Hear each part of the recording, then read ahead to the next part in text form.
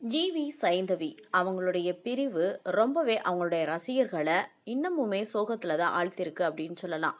அவங்க அதை take it ஈஸியா எடுத்துட்டு மூவ் ஆன் கூட பண்ணிட்டாங்கங்க. ஆனா அவங்க ரெண்டு பேருடைய ரசிகர்கள் இன்னமுமே அவங்க சேர்ந்து வாழணும் அப்படின்னு தான் ஆசைப்பட்டுட்டு இருக்காங்க.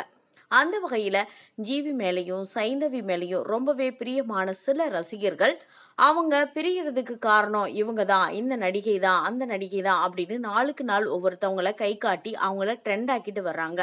அந்த வகையில என்னன்னா, ஜிவி கூட பேச்சுலர் படத்துல நடிச்ச திவ்யாவை இப்ப ரொம்பவே ட்ரெண்ட் ஆக்கிட்டு வர்றாங்க. அதாவது ஜிவி சைந்தவி பிரிவதற்கு அவங்க தான் காரணம் அப்படின்னு சொல்லிட்டு வர்றாங்க.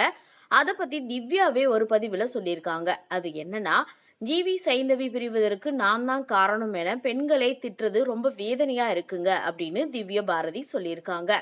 விவாகரத்தான பின்பு அவங்க இருவரும் இணைந்து பாடிய இசை நிகழ்ச்சிக்கு பிறகுதான் என்ன அதிகமா இவங்க டார்கெட் பண்ணி திட்டுறாங்க அப்படின்னு கூட சொல்லியிருக்காங்க. அவர்களின் வாழ்க்கைய அவங்களுடைய வாழ்க்கைய அவங்களாவே முடிவு பண்ணிக்கிட்டாங்க. அதுல நான் என்னங்க பண்ண முடியும் அப்படின்னு இவங்க கேட்டிருக்காங்க. இவங்க ஜிவி கூட பேச்சுலர் படத்துல நடிச்சிருந்தாங்க. இத பத்தின உங்க கருத்தை பதிவு பண்ணுங்க.